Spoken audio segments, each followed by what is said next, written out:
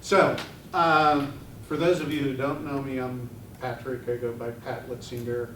I'm one of the economists here. We have two other of the economists at Robert Morris. I don't know, you probably know Dr. Joe Yang and Dr. Min Liu, who really sat in the back of the room. Fred was talking about the last pew of the church. and Min certainly did it. So, I rather unexpectedly am here because Dr. Yang asked me to help with the program, in particular to ask some people to be here to give a business background idea. So I don't want to say too much. This is our session on economics, the Bachelor of Arts in Economics here at Robert Morris University. There are 5 economists, 5 faculty members who teach economic classes. 3 of us are here, so we are a majority here. Dr. Foreman does split duty. He's actually got his appointment in the School of Nursing, but being the all-around guy he is, he has a law degree as well as a PhD. Got his PhD in health economics from the University of California, Berkeley. I'm there. I've been on the faculty for some time. And long before that, or at least before that, I've been on the faculty here for a long time and only a couple of years somewhere else. I got my degree at the University of Pittsburgh. Dr. Min Liu in the rear of the room there went to and got her degree from the University of British Columbia and was a Canadian citizen for a number of years doing that. I don't know if you still have your Canadian citizenship. I think we're allowed to keep that. I don't know how many citizenships you're allowed to have. You obviously have Chinese citizenship. Yeah, that I know we can't keep. Okay. So she and her 3 daughters and her husband now, I think, all have U.S. citizenship. I know the 3 daughters do. They were all born here. Dr. Brian O'Rourke wasn't able to be with us tonight. He has his PhD from George Mason University in Virginia, and actually is one of the co-authors of the textbook 2 students and I are using in introductory economics. And Dr. Joe Yang, the newest member of our department, got her PhD at the University of Tennessee and joined us some years ago, even though the newest member of our 2011. 2011? That was about the time I think this building was built or remodeled into this what it is now. It may have been finished before then. In any case, we're the 5 economists. I guess in terms of economic appointment, 4 1/2 of us, but I hate to tell Steve he's a split personality, so we won't do that. I better not take too long because we have a number of things. Dr. Yang, of course, is welcome to say anything on this Points of Pride in the Economics program. I know it's a little bit small for a PowerPoint slide, but I left it all on one slide. I think what I'll do, Joe, is save this till after the panelists. Yeah. And then you can talk about the program, or the 3 of us. If Min's still here, we can talk about the program a little bit. So we'll talk to you about the Points of Pride. Let me get back to that. We'll also talk to you about the Bachelor of Arts in Economics here, which hopefully some of you may want to pursue as a second major, even. That's also possible. We'll talk about it. This is classes. We should take some photos here today, Joe. This is when we were very active. I don't know The networking session before? if Larry, those are actual photographs of former students in the economics program. We haven't done these kind of sessions, but we're going to get back to it. There at the top, the one individual, Alan Licious, finished her economics degree, got right into banking with BYN Mellon here in town. Within a year, was in their international banking program in New York City, and she's been in New York City ever since then as an international banker for BYN Mellon. And then I do want to turn over some time, and I'll stay here to help if I can, but they ought to be able to handle it. We were expecting 4 panelists. The first on the list in alphabetical order, Doug Baker, called about 2 hours ago and wasn't feeling well and didn't want to infect anybody if he had something. Jeff knows Doug pretty well. He decided to get his flu shot and his COVID shot together on Sunday, and then wasn't feeling so well on Sunday, and now it's returned, whatever it is, and he's afraid it might be something. So with Doug not here, we do have Mr. Lawrence Baker on the far end of the panel there, who is a principal, as they call them, with Clifton Larson Allen. He's a principal in manufacturing and distribution. He's a CPA. I decided not to put titles after the names. I hope you don't mind. And he will be talking to us. And then in alphabetical order, coming toward me there in the center, is Mr. Jeffrey McBain, who is an IT executive. I didn't know exactly the title, so I just put it in as IT executive. I got promoted, it sounds like. Oh, okay, so you can tell us about that. That's for a raise. If that is a promotion. Mr. McBain is an RMU alum of some time ago and a good friend. Actually, all 3 of the panelists are good friends. Mr. Sargent, rather than retiring, decided to pursue a second business career into Great Service Forums, which is a veteran-owned business. I think it should be recognized. Mr. Sargent, some years ago, ended his career in the Army as Captain Sergeant, I believe, and in the process of getting there, he was a platoon leader in Vietnam who successfully got his platoon out of an ambush, and that little pin on his lapel signifies his Silver Star from the U.S. Army, which is one of the highest honors you can get. That's a combat honor. And I've always been proud to know Mr. Sargent. I'd like to be Mr. Sargent when I grow up. He and I are not too different in age. We'll get back to that if you don't mind. I'll turn the panel over to them. But I have agreed with Dr. Yang that I'm allowed to show the American Economic Association video that I want to show about careers in economics. Take just about 8 minutes, and then we'll get to the panel discussion. Everybody might be interested. Of course, I turned you guys around. Those are movable chairs. Please, for the video, you're welcome to angle yourself backwards. I apologize for doing that. I have to catch up with Mr. Sargent quickly. I've been a member of the American Economic Association. It occurred to me 50 years as of this fall. I joined in the fall of 1972 in my second year of graduate school at the University of Pittsburgh, and have continued my membership. So I use the benefits whenever I can. The American Economic Association keeps a very nice website with multiple pages, and I went to the page among the pages for careers in economics. It's part of the student resources. I would suggest to all of you that you might want to look at the student resources on the American Economic Association page. This is just a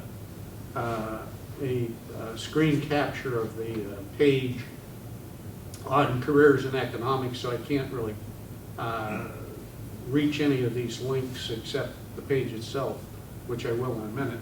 then I could reach the links, but I'm not going to go into these links, but you can look at career earnings, the various places where economics majors can land for careers, and included on the page is this top link to a video that you can watch again.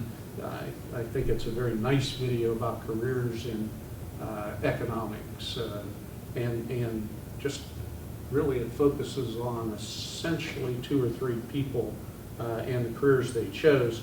So I did put the link at the bottom here. I'm going to go to the page now if this all works. Okay, and now I am on the American Economic Association page. You can see I cut and pasted a little bit so I can fit it onto one PowerPoint there. But this is the link, and I'll adjust the volume. I think I have it where it will work, but we'll see. I would like to show you this 8-minute video on careers in economics right now. And let's see if I can get this centered up. And these are some young people like myself 50 years ago getting into economics. I hate to say that.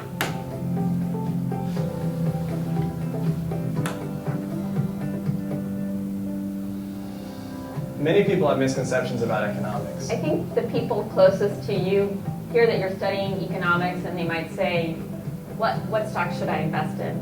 If you haven't had a chance to study economics before, the closest thing you probably think of is an accountant. Some people think that the field is like highly mathematical and that only people who are like Albert Einstein's protege can succeed in the field. One of the biggest misconceptions about economics is due to the highly publicized nature of Federal Reserve's monetary policy and Congress's fiscal budgets. And though some economists are very involved with financial markets and whatnot, economics to me, as I explained, is just much broader than that. Economics is about people.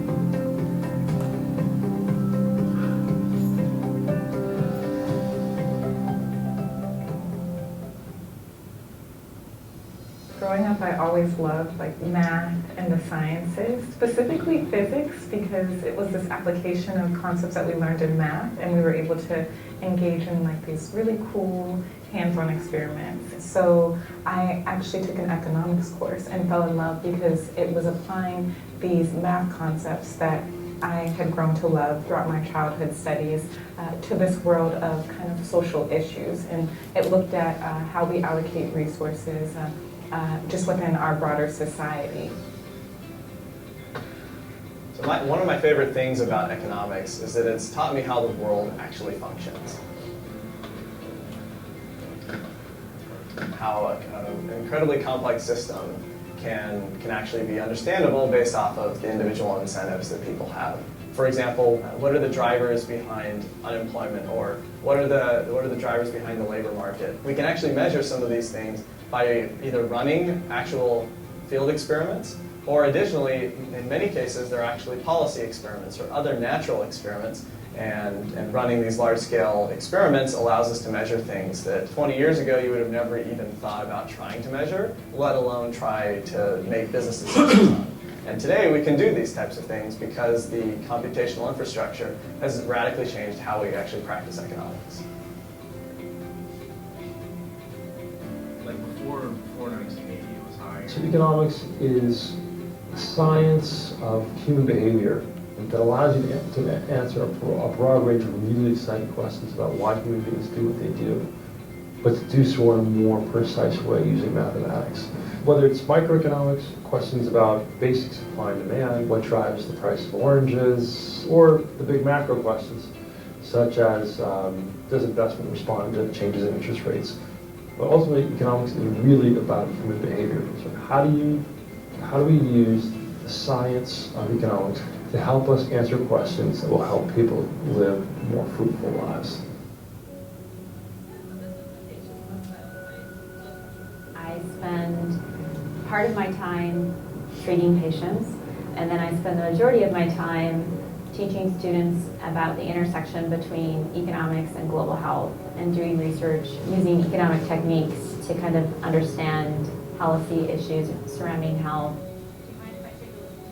Without understanding economic principles and economic forces, it became a real gaping hole in actually practicing medicine.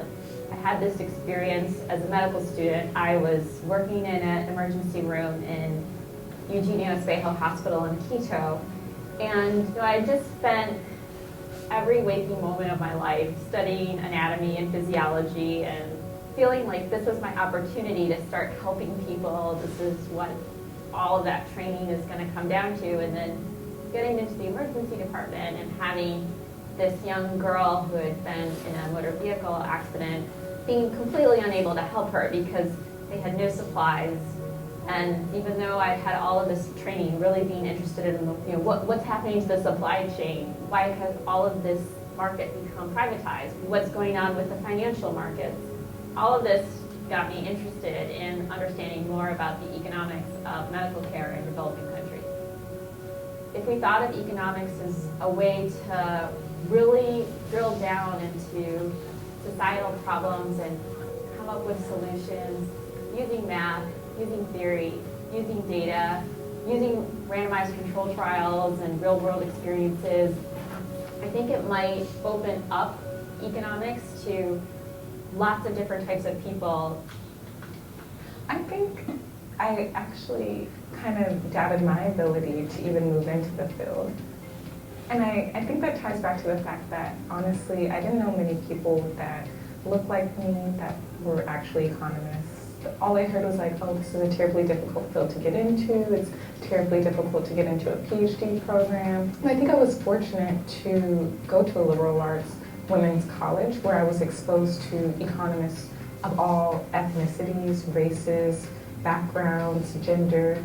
I think just having that picture and participating in the AE program, summer training program, where I saw that, an economist isn't just one type of person, I realized, hey, this is feasible. This is something that I can do. That is also the output for... As decisions get made about policy, and if there are not people in the room representing the broad swath of different groups, racial and ethnic groups in this country, where those decisions are being made at the Fed Board of Governors, or at the IMF, or at the World Bank, or at various other institutions, the Congressional Budget Office, then those conversations are going to be bereft of important perspectives and information.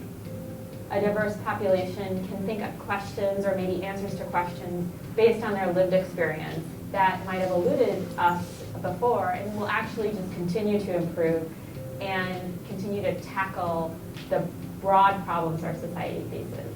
That if I can investigate these areas and provide a voice for those who might not be heard or who might not be currently in the national dialogue or the national conversation, if my research can give them a voice, I hope that it will cause people to start thinking about, okay, so from a policy level, what can we do? With the digital revolution and the big data that has come with it, we now have way more data than we would ever even analyze. And the opportunities are really quite amazing for people who acquire the skills necessary to work with that scale of data. So economists really have a unique perspective and the ability to analyze data in ways that can really help companies and organizations improve their decision making. I just hope, little old me, that I can contribute to the voice as it relates to policy that will affect individuals and hopefully improve the broader well-being of everyone in this country, maybe in this world. That might be a little ambitious, but that's what I desire to do.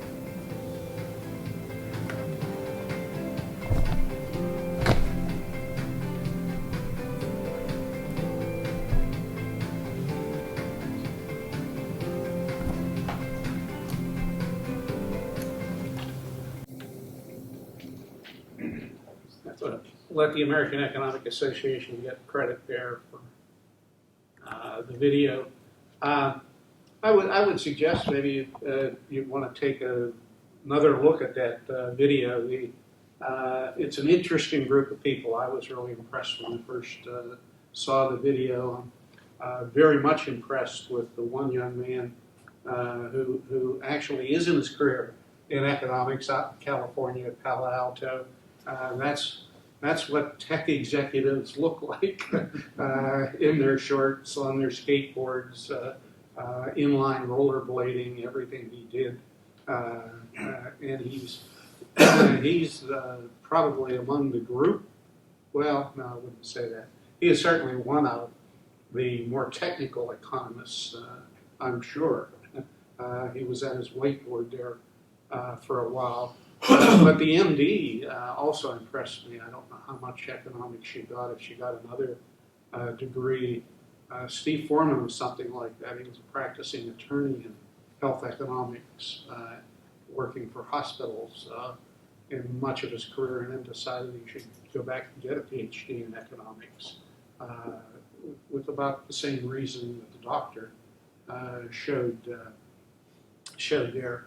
And then the young woman who is the PhD student at American University in that video, I'm totally impressed that she's going to do something outstanding in the world after she finishes her degree. So, with all of that as a background, I'll let the panelists talk here for a bit, if they would. Again, actually, I think I'll let each of them introduce themselves, then I'll ask each of them, if they don't mind, to make some statement about careers. I mean, they can talk about their own careers in general.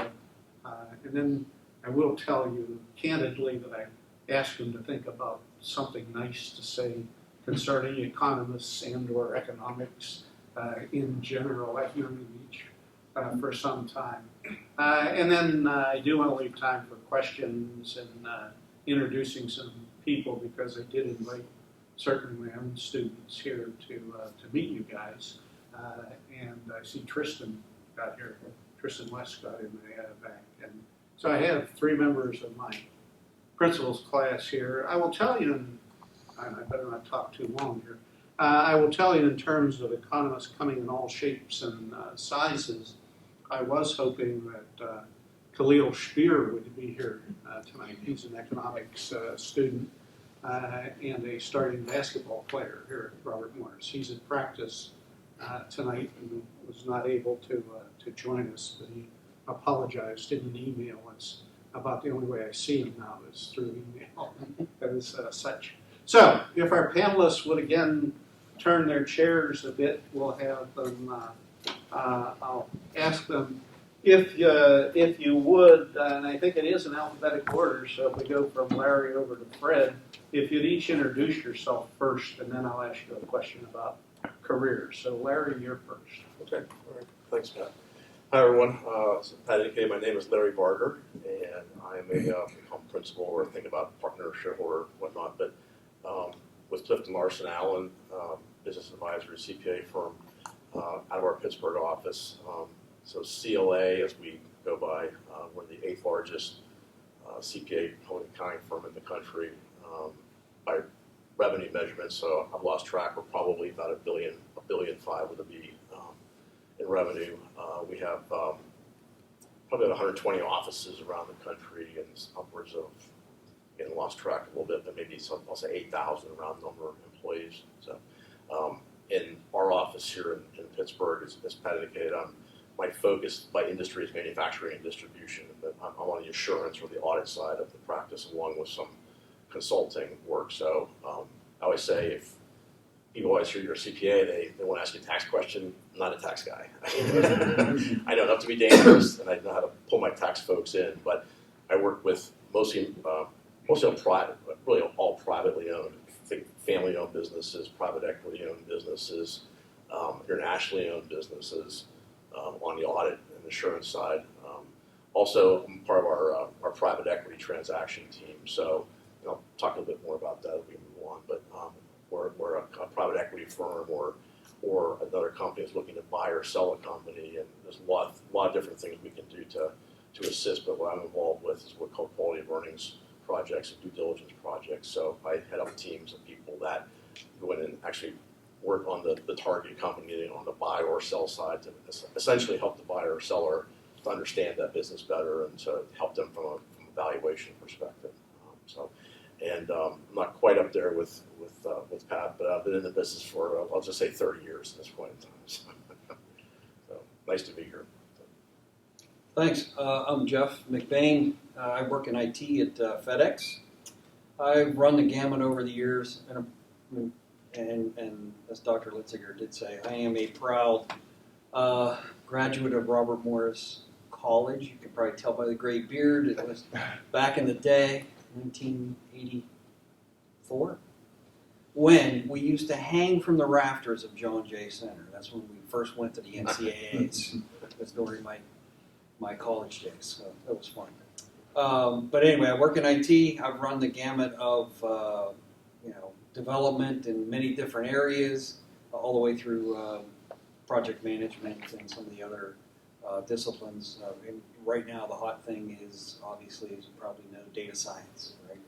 Data analytics. So we've got a lot going on there, especially from a FedEx side. So we've actually, it's so important now in all of our business that we have spun off a separate little organization called DataWorks, that is their sole responsibility is to gather all of the data that comes in to FedEx, but not just our data that we generate, but there's all kinds of data that comes in from both our shippers, the people that are shipping things to us, as well as our customers, and there is economic data as well, right, that's coming into that. So we use a lot of that data to help predict what's going to happen and how we need to change our business. One of the neat things I found out prior to the pandemic was when we have a small set of economists that are FedEx employees, but that is their full-time job as being an economist. And I found out that they looked at certain trends and things in the economy that helped us gauge how we might have to structure or change things on our business. And one of the interesting things was right before the pandemic, they were looking at how much people were spending in restaurants, right? How much were people going out and spending in restaurants? Because the more they spent, the more, and you guys probably know this, but the more disposable income they have to purchase things. So the more they were spending on restaurants, they also had that disposable income to spend on things and buy things in stores, which would then cause us to get packages from our shippers and sent onto the stores or to people's homes. So we use quite a bit of that data in a lot of our operation. So we'll maybe talk about a little bit of that later. Thank you, Jeff. Sure. Well, you remember what Edward Deming said, if you don't have data, you're just another guy with an opinion. And that's the reality of things. I'm Fred Sargent. I have spent most of my life in the construction business, electrical construction. I got in it the easy way. It was a family business. It was a third-generation member. And in electrical contracting, which means that we were the guys who would do things like put the lights and power in buildings. I think there's a lot of opportunity in the construction field. We saw lots of things that overlap with economics here on the screen, and construction was certainly one of them. It is a big part of the economy, and I don't know how many of you would ever be interested in doing it, but after you become good economists, you can also become carpenters or steam fitters or electricians. Because I know some of you are thinking about going to graduate school, perhaps, and I would challenge you to think about going into one of the trades if you can imagine doing that. If you want to become an electrician, if you want to become an IBW electrician, it's a 5-year program. in which there's no tuition. You don't have to pay for books. You get paid to work while you're in school, and when you turn out, you're a journeyman with another associate degree. And I can't imagine how powerful it would be to have done things that way, as opposed to starting out as an electrician and then trying to become an economist. But that's just a little advertisement for my old industry, and I look forward to hearing your questions.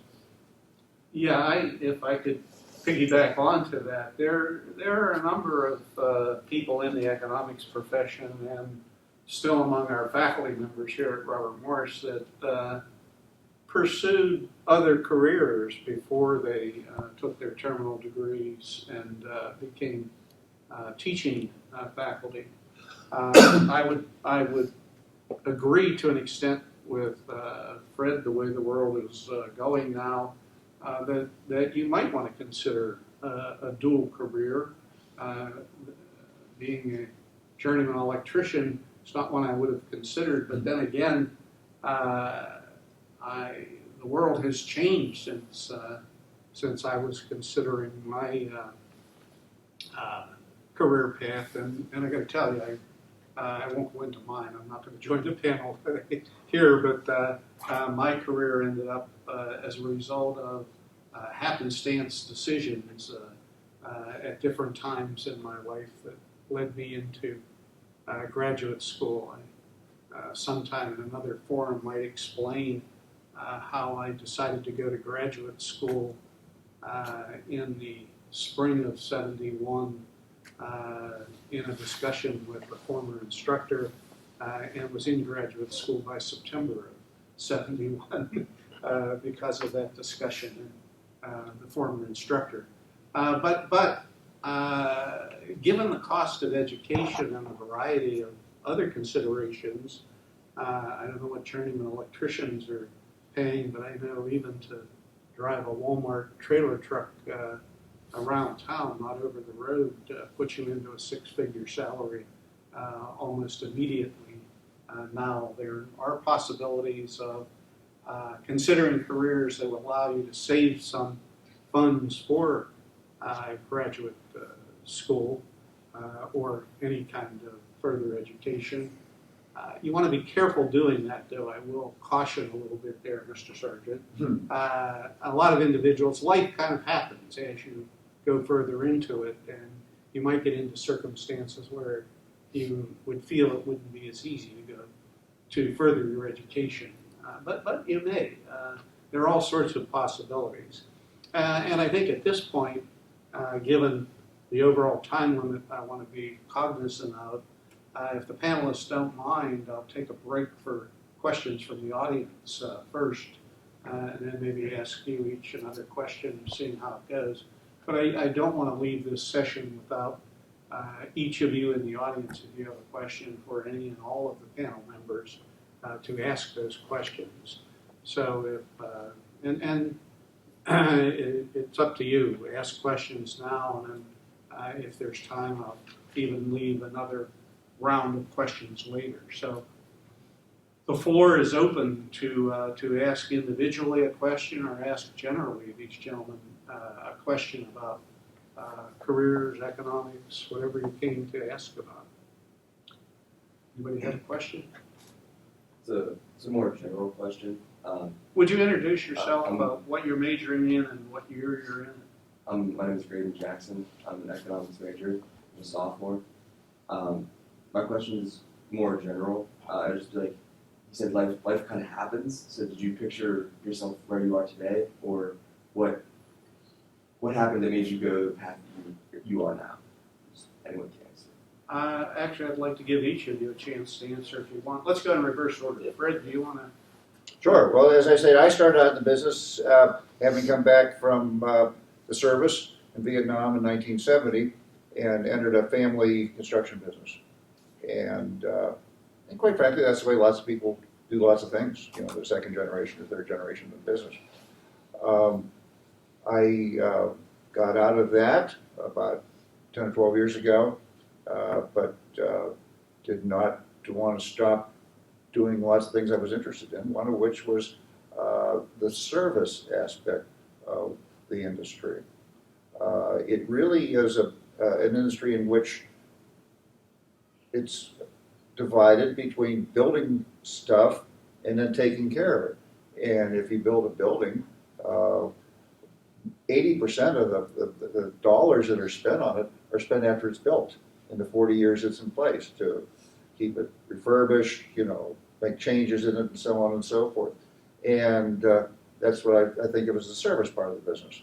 So I've been very active in that, trying to raise the level of awareness and importance of that in the industry, because it doesn't quite have it. If people see a $50 million building that's going up in construction, and the contractors just rush to that. It's like when they have the Powerball in the lottery. Everybody's looking at the big number and forgetting that their odds are worse than they ever would have been any other time. Whereas in the aftermarket, the service part of the business, or the service part of your car dealer, they make 30% on every dollar that they collect there. In the showroom, they get 1 or 2%. I mean, and most people don't appreciate that, but that the aftermarket has a lot of profit in it, and a lot of good things about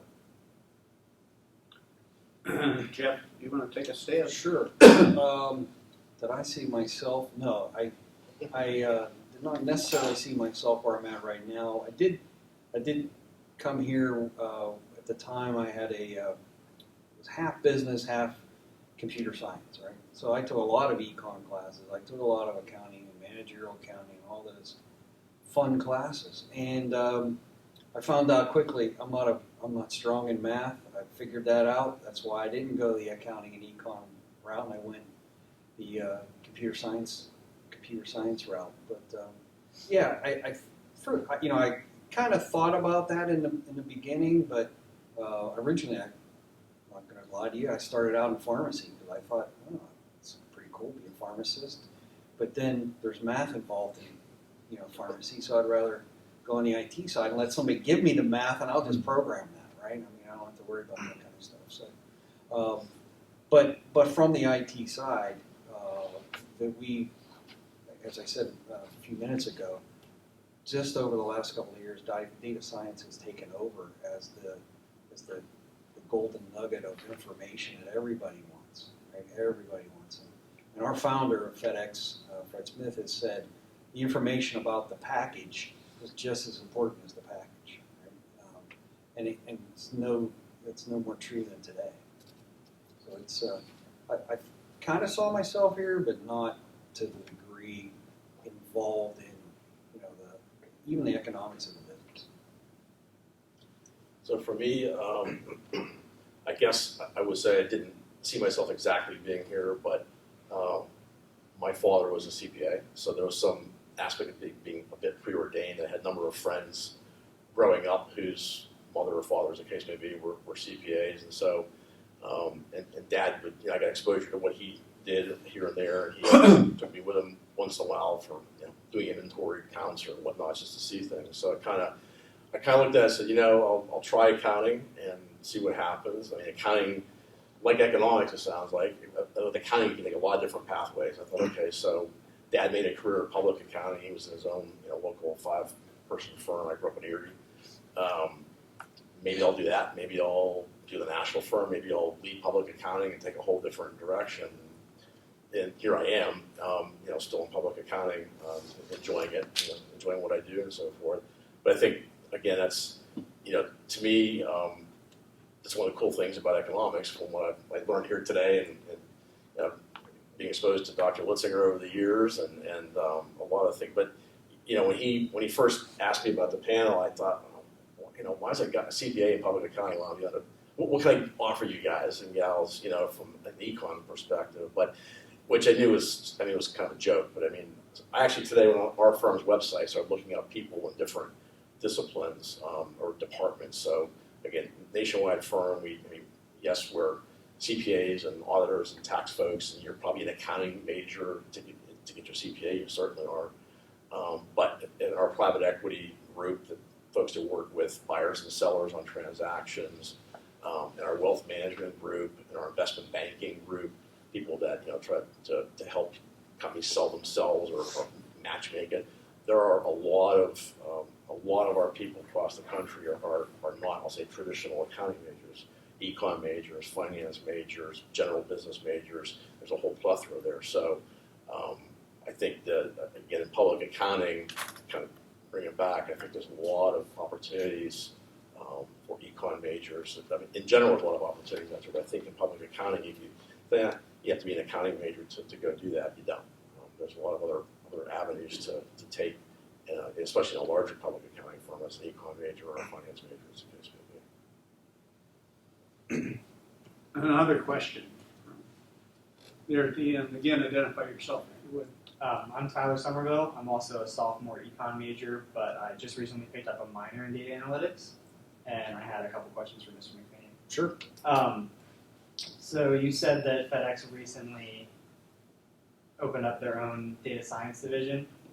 What technical skills and experiences do they look for so that I, not necessarily specifically for them, but just know going forward, relatively new in the minor, what I should be doing and looking at?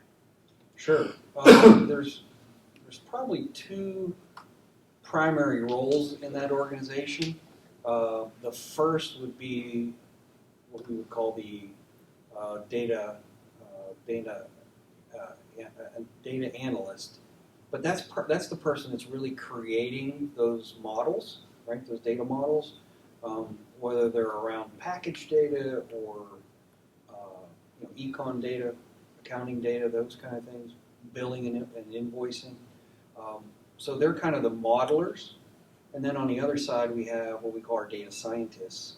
And those folks are the folks that aren't necessarily doing any kind of development or programming. They're the ones that are coming up with the ideas of, let's try this model or let's try that model. And they're using they try to find the data that's available and apply that to their different models. So we kind of have two different roles there. Kind of the person that has some of that data science background but likes to develop, and then the other person that just likes to create those and try those different models. And another question was, you being in the IT field, what are some technical skills or trends that you've seen that would be good to jump on early, since I'm still in my education, and not have to be something I learn post-haste when I'm in a career? Yeah, so I guess it depends on how deep you want to go in that IT career.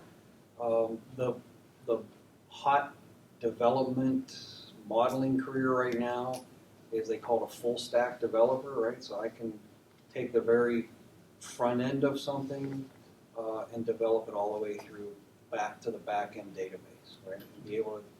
And be able to write programs up and down whatever technology that is. So that's probably the hot role right now, is called a full stack developer. But also, as I said earlier, the other piece of that is you don't even necessarily have to be a developer. We've got a lot of engineering folks, right? True engineers, like industrial engineers, that write models using available software, right? For anything from Python to, believe it or not, we still have some SAS out there, if you're familiar with SAS, right? We still have some of those models that are hanging around out there. They're still working, so we still use them. So there's those other data analytics software packages that we're using. The other, I guess, finally, the last thing that I would kind of look at is maybe trying to understand how to use Google Cloud and Microsoft Azure, right? Working in those environments. Thank you. Sure. Another question. My name's Dylan Dunleavy, also a sophomore economics major, and what are things you recommend partnering economics with? I know you're doing accounting and data analytics. What are other things you recommend partnering economics with? Well, accounting obviously, but I think when I think about economics, I go back to my college days as an accounting major and what I had to take. I had a girlfriend at the time who was a finance major. I was an accounting major, so she had to take some accounting classes. I had to take some econ classes, and we had to help each other out because I could help her with the accounting and vice versa. But economics and finance certainly, I can't honestly say that I know too many econ accounting, double majors or major minors, but I always say that accounting is the kind of language of business, and economics obviously is the underpinning of the whole economy, so it's kind of a nice natural match. I don't think you guys have any thoughts or suggestions? Yeah, Tie-ins. I'll just chip in just for a second. It's kind of unrelated, but as I was on the board of Swickley Savings Bank, a local small community bank with Dr. Litzinger for years, and that's really where I got on. They brought me on the board as the IT guy, right? They really needed an IT guy on the board to help them understand it. But at the same time, in order for me to really contribute beyond my IT area, I had to kind of dust off my economics and learn more about Fed policy and what was happening in supply chains. Even though I knew in detail about how FedEx's supply chain worked, how did the global supply chain work, and what were those effects on it? So, as we said earlier, you never know where life's going to take you. I never expected to be on a board of directors for a bank, but at the same time, I now can talk a little bit about economics and Fed policy and things. Very well, I think. So I'm getting there. But it's also helped me on my IT side to help better understand how we can take the data we have and other sources of data and bring it in and make it work for the company. Dylan, what would you like to pair it with? What do you thought? Right now, my minors are in finance and business, but I haven't really gotten much into those classes yet. So trying to still do some more research on what's the best in the Department of Economics. If I could piggyback in there, I know I'm not on the panel, but I will echo a little bit of Jeff's several comments. The one being, I have recently retired from being on that board of trustees in Swickley Savings Bank with Jeff. That's where I met him, and I think they were happy to have an economist on the board as well, because diverse opinions. And I would suggest, Dylan, that you go back to that American Economic Association webpage. Certainly watch the video again, because I think that was one of the main aspects of that video, what those younger people are pairing. You have a medical doctor who became interested in economics. You have an economics major. I think he was an economics major, ended up as a executive out in Palo Alto, California, and in a very different lifestyle, but really a researcher in the area. You have a PhD student who is going to pair it with a number of items, and I'm fairly sure the dean of the I think it was the business school at New York University on the video. I suspect his background was as an economist. I think that's probably why he was there. And I'm not saying anything you need to do, but student membership in the AEA is available to undergraduates as well as graduates. But I would suggest as an undergraduate, you sort of use the site. If you get into graduate school, I would certainly suggest that that's when I joined the AEA. And it's, I think there's no question, it's the preeminent economic association in the world. We have over 33,000 members, I think, in the American Economic Association. And almost invariably, the Nobel Prize winners in economics are members of the American Economic Association as well. So there are a number of things you could consider. I'm thinking with the overall time limit we have here, and I know especially to some of the students I invited, I do want to, in a sense, introduce you to the panelists. Does anybody have a pressing question? Otherwise, I have a different idea to use our last 10 minutes here. Let me throw out one more idea though. We Sure. can talk about pairing things. One of the things you can pair with is the language. That's absolutely a good. You know, when you stop and think about it, business and economics, when you get down to the point you're explaining to anybody, you better be able to explain it to a sixth grader. You really don't know what the hell you're talking about, right?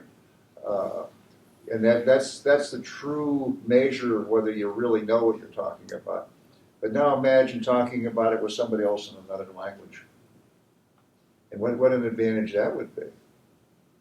So I just throw that out as an idea. Well, I was telling you that I've been a member of the American Economics Association for 50 years this year. Suggests that I've been around a while. I have stories on everything. And I will share one more story with you. Some years ago here at Robert Morris, we had, because of a tennis scholarship of all things, we do not have the tennis team anymore. But because of a tennis scholarship, we had a young man from Brazil named Igor, whom I've forgotten his last name, a very distinguished-looking young man, who spoke, he spoke at that time 3 languages, the Portuguese. His mother was Spanish, though. His family had houses in both Brazil and Spain and spent time in both countries. So he spoke Spanish very well, and he spoke English, I got to tell you, very well. And he was interested after his economics degree in pursuing some career in business, and was looking around for things to do. And while he was here, I really spent some time with him one summer trying to set up an economics internship in Brazil for the summer. I really had hoped to pull that off as a coup for the economics department. And in the process of doing that, I had done some work with, at the time they had switched back to Bayer.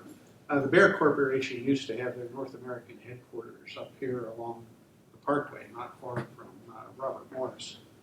There's an interesting story about them buying back the North American rights, I think the whole American rights to their name. They had lost that in World War I as a result of World War I, but that's another story.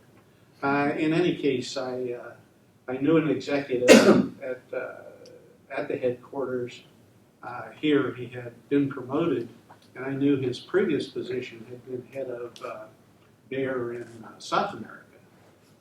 That's why that was my real connection to set up this internship in Brazil at the time. And he actually wrote a couple emails for me to his successors in Brazil, and we almost had it set up, but we ran out of time to get it done. But in the course of those negotiations, I ended up driving Igor up to the headquarters and talking to this good German executive, Willie was his name. That was actually his first name. And the whole conversation of languages come up. That's what triggered it for me. Because Igor, wanting to go into international business, asked Willie in the conversation. We were having a nice conversation in his office, and Willie gave us a good deal of his time. And Igor asked if he should learn Chinese next as a language.